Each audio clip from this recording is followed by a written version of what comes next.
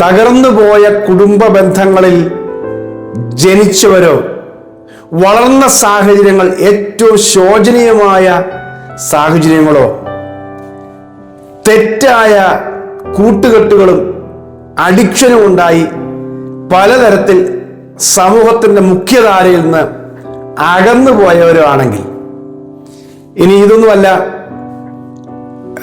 സത്യസന്ധതയ്ക്ക് വേണ്ടി നീതിക്കും വേണ്ടി ശ്രമം നടത്തിയപ്പോൾ മറ്റുള്ളവരാൽ ചൂഷണം ചെയ്യപ്പെടുകയും ഉപദ്രവിക്കപ്പെടുകയും പീഡിപ്പിക്കുകയും ചെയ്തപ്പോൾ അതിന് വിരോധമായി പ്രതികാര ചിന്തയോടും പ്രവർത്തനങ്ങളോടും കൂടി കലാപകാരികളായി മാറിയവരോ, ഇങ്ങനെ സമൂഹത്തിന്റെ നടുവിൽ ഒരുവൻ കൊള്ളരുതാത്തവരായി മാറി എന്ന് പറയാനുള്ള പല കാരണങ്ങളുള്ളപ്പോൾ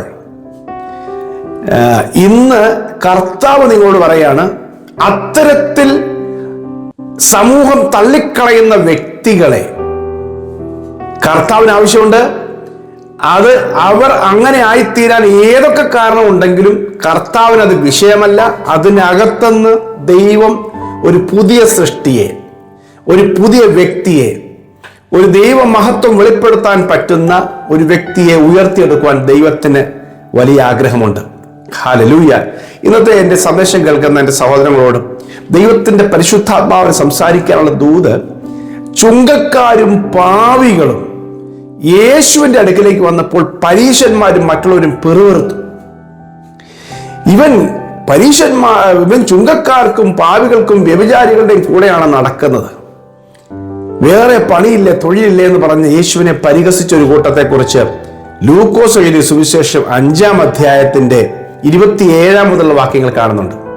പത്രോസിനെ യേശുവിന്റെ ശിഷ്യനാക്കി മാറ്റിയ ശേഷം അടുത്തത് ചുങ്കക്കാരനായിരുന്ന ലേവി, മത്തായി.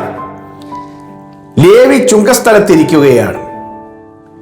യേശു അവനെ വിളിച്ചു, യേശുവിനെ ഫോളോവറായി മാറി. ലേവിയുടെ ഭവനത്തിൽ യേശുവിന് ഒരു വിരുന്നൊരുക്കി. അപ്പോൾ ചുങ്കക്കാരനായതുകൊണ്ട് യഹൂദന്മാരുടെ ഇടയിൽ ചുങ്കം പിരിക്കുന്നവരെന്ന് പറഞ്ഞാൽ അവർ ഗുണ്ടകളെ പോലെയാണ്. ഒരു ദാക്ഷിണ്യവുമില്ല. ഗവൺമെന്റ് പറഞ്ഞതും അതിലധികവും പിരിക്കും, ആരും ചോദിക്കാനില്ല. അപ്പൊ അങ്ങനത്തെ ഒരു വെറുക്കപ്പെട്ട യഹൂദന്മാരെല്ലാം അവരെ വെറുത്തിരുന്നു. കാരണം അവർ ടാക്സ് പിരിച്ചത് റോമാക്കാർക്ക് വേണ്ടിയായിരുന്നു. അപ്പോൾ ഒരു അടിമത്തത്തിന്റെ അധികാരമാണ് അവർ നടത്തിക്കൊണ്ടിരുന്നത്. അതുകൊണ്ട് ചുങ്കക്കാരോട് ഭയങ്കര വെറുപ്പാണ്. എന്നാൽ യേശുവിനെ ചുങ്കക്കാരനായ മത്തായിയുടെ, ലേവിയുടെ വീട്ടിലേക്ക് വിരുന്നിന് ക്ഷണിച്ചപ്പോൾ ലേവി മറ്റു ചുങ്കക്കാരെയും ആ കാറ്റഗറിയിൽപ്പെട്ട മറ്റുള്ളവർ അംഗീകരിക്കാത്ത ആളുകളെല്ലാം വിളിച്ചുകൂട്ടി യേശുവിന്റെ പ്രസംഗം കേൾപ്പിക്കുകയാണ്. ഉടനെ പരീശന്മാരും ശാസ്ത്രിമാരും ഭക്തന്മാരുടെ സംഘം എന്ന് പറയുകയാണ്, യേശുവിന്റെ ശിഷ്യന്മാരെല്ലാം ചുങ്കക്കാരോടും പാവികളോടും കൂടെ ഭക്ഷണം കഴിക്കുന്നു, അവരോട് കൂടെ ജീവിക്കുന്നു. ഇതെന്ത് പരിപാടി? അപ്പൊ യേശുവിന്റെ മറുപടിയായിരുന്നു ഇന്ന് നിങ്ങളോട് സംസാരിക്കാൻ. അവർ പിറുപിറുത്തെങ്കിൽ യേശുവിന്റെ മറുപടി 5-ാമത്തെ ലൂക്കോസ് 5:31-32. യേശു അവരോട്, ദീനക്കാർക്കല്ലാതെ സൗഖ്യമുള്ളവർക്ക് വൈദ്യനെ കൊണ്ട് ആവശ്യമില്ല.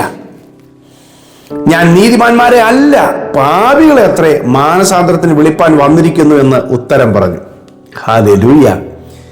ദീനക്കാർക്കല്ലാതെ സൗഖ്യമുള്ളവർക്ക് വൈദ്യനെ കൊണ്ട് ആവശ്യമില്ല. നിങ്ങൾ പറഞ്ഞല്ലോ, അവർ കൊള്ളരുതാത്തവരാ, ഉപയോഗമില്ലാത്തവരാ, അവർ പല മേഖലയിൽ അഫക്റ്റഡ് ആണ്, അഡിക്റ്റഡ് ആണ്, രോഗികളാണ്, പ്രശ്നക്കാരാണ്.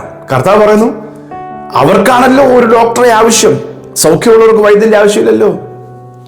കർത്താവ് അടുത്തത്, ഞാൻ നീതിമാന്മാരെ അല്ല, പാപികളെ അത്രേ രക്ഷയ്ക്ക് വിളിക്കുവാൻ, മാനസാന്തരത്തിന് വിളിക്കുവാൻ വന്നിരിക്കുന്നത്.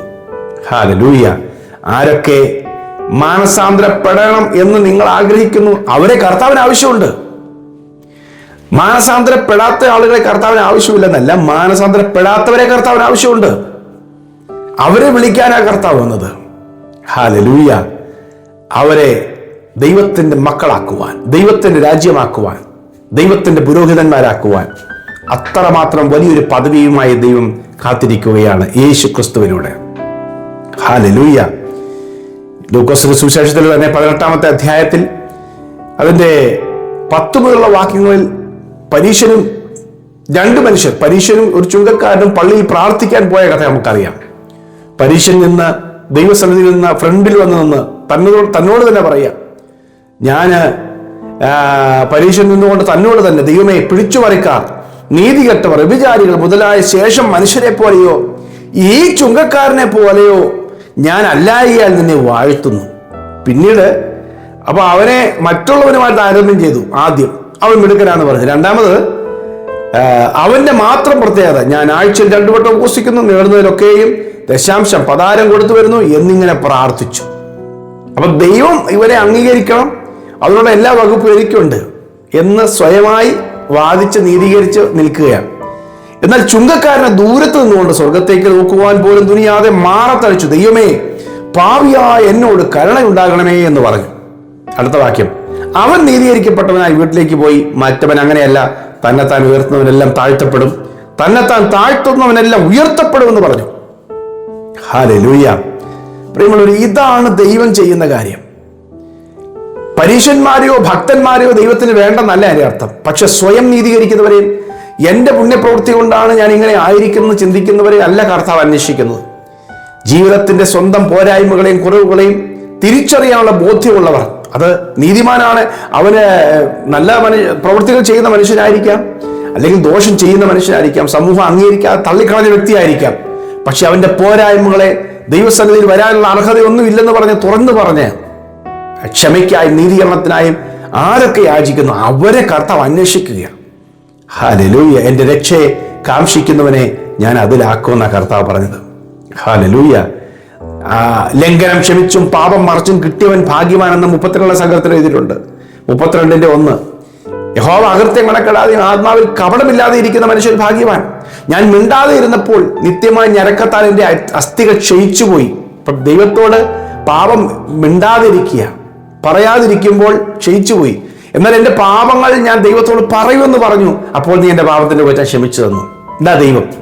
നമ്മുടെ പാപവും നമ്മുടെ തെറ്റുകളും ദൈവത്തോട് തുറന്നു പറയുമ്പോൾ ദൈവം നമ്മുടെ പാപത്തിന്റെ കുറ്റം ക്ഷമിച്ചു തരും. പക്ഷേ ലോകം നിങ്ങളെ കുറ്റക്കാരെന്ന് പറഞ്ഞേക്കാം, ലോകം നിങ്ങളെ പാപികളെന്ന് വിധി എഴുതിയേക്കാം, നിങ്ങളെ കൂട്ടത്തിൽ കൂട്ടാൻ കൊള്ളത്തില്ലെന്ന് പലരും പറഞ്ഞേക്കാം. പക്ഷെ അത് ദൈവത്തിന് വിഷയമല്ല.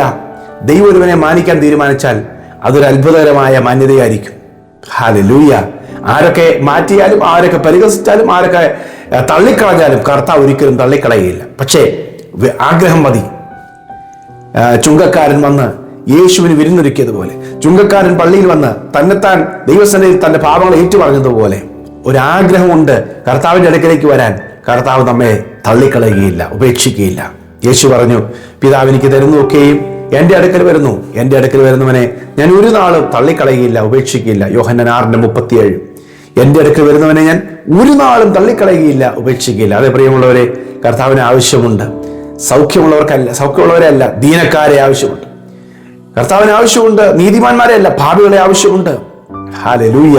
നിങ്ങളെ സൗഖ്യമാക്കുവാൻ, നിങ്ങളുടെ പാപങ്ങൾ ക്ഷമിക്കുവാൻ, നിങ്ങളെ വിടുവിച്ചെടുക്കുവാൻ, നിങ്ങൾ എവിടെയൊക്കെ കുടുങ്ങിപ്പോയി പിശാച് നിങ്ങളുടെ കുടുംബത്തിനകത്ത്, നിങ്ങളുടെ ഹൃദയത്തിനകത്ത്, നിങ്ങളുടെ ബന്ധങ്ങൾക്കകത്ത് വരുത്തിയ സകല കരുതലും സകല വിള്ളലുകളും സകല തകർച്ചകളും കർത്താവ് എടുത്തു കളയാൻ ആഗ്രഹിക്കുന്നു. രോഗത്തിന്റെ ബന്ധനങ്ങൾ കർത്താവ് എടുത്തു കളയാൻ ആഗ്രഹിക്കുന്നു.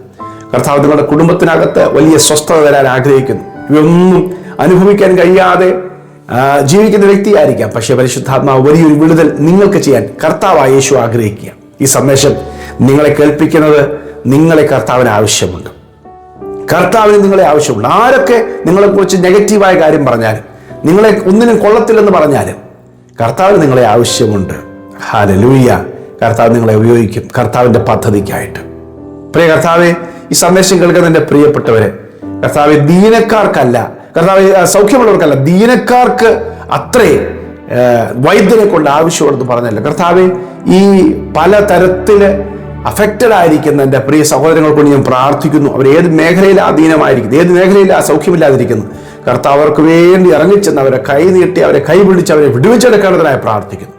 പിശാച് അവരുടെ കുടുംബങ്ങളെ തകർത്തത്, അവരുടെ ഹൃദയത്തെ തകർത്തത്, അവരുടെ രോഗം കർത്താവ് വിട്ട് അവരുടെ ശരീരത്തെ തകർത്തത്, അവരുടെ സാമ്പത്തിക മേഖലകളെ തകർത്ത് കളഞ്ഞ്, അവരുടെ ബിസിനസ്സിനെ തകർത്തത്, അവരുടെ ഭാവിയെ തകർത്തത്, അവരുടെ ബന്ധങ്ങളെ തകർത്ത് കളഞ്ഞ് ആ കർത്താവ് മുഴുവൻ തകർച്ചകളെന്നും ദൈവം അവരെ ഉദ്ധരിച്ചെടുക്കേണ്ടതിനായി ഞാൻ പ്രാർത്ഥിക്കുന്നു. യേശുവിൻ്റെ നാമത്തിൽ ഇന്ന് അവർ അത്ഭുതങ്ങൾ കാണട്ടെ, ദൈവപ്രവൃത്തികൾ കാണട്ടെ.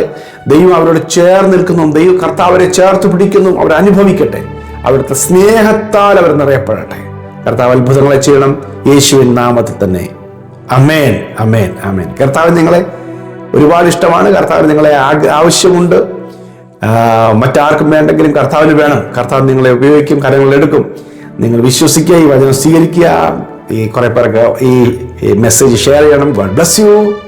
Have A very lovely day.